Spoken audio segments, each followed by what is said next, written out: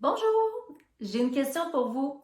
Si on avait à prendre chacune de vos sphères de vie et les représenter sous forme de roue, votre roue, elle tournerait rond ou elle tournerait carré?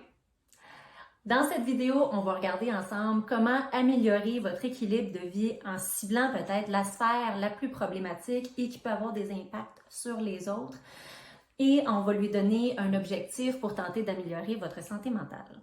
Si ce n'est pas déjà fait, je vous invite à vous abonner à ma chaîne et à ma page Facebook pour du contenu complémentaire. D'ailleurs, l'exercice que je vais vous présenter aujourd'hui est représenté sur ma page Facebook, Sphère de vie quand la roue tourne carré. Je vous invite à aller la regarder. Je suis Valérie Roy, psychoéducatrice spécialisée en santé mentale adulte. Donc, le fameux outil que je vous présente aujourd'hui, c'est la roue des sphères de vie.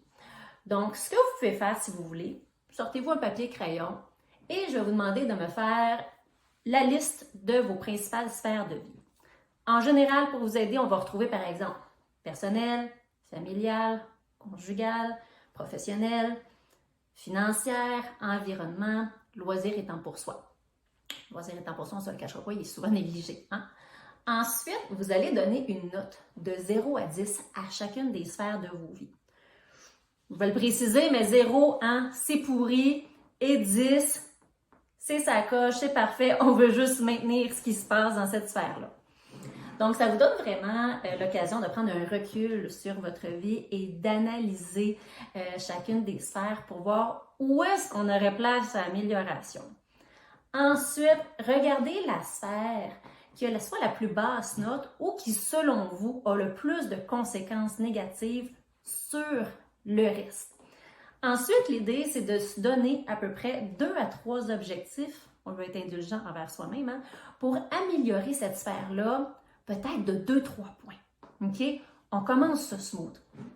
Idéalement, il faut que les objectifs soient concrets, tangibles, visibles, mesurables. OK? De courte durée dans le temps. On veut atteindre notre objectif de manière rapprochée, à court terme. Et on veut que ça ait le plus d'impact et que vous soyez motivé à faire cet objectif-là. Ensuite, l'idée, c'est de continuer de la sorte. Une fois que ces objectifs-là sont atteints, on s'en donne 2-3 nouveaux pour toujours se faire avancer de 2-3 points. Donc, idéalement, c'est comme ça qu'on va réussir à améliorer chacune des sphères de vie. Vous avez aimé? Je vous invite à partager ma vidéo, à aimer, si ce n'est pas déjà fait, à vous abonner à ma chaîne. Vous pouvez me laisser en commentaire si vous voulez quels ont été les résultats, sur quelle sphère vous allez travailler, vous donner des objectifs.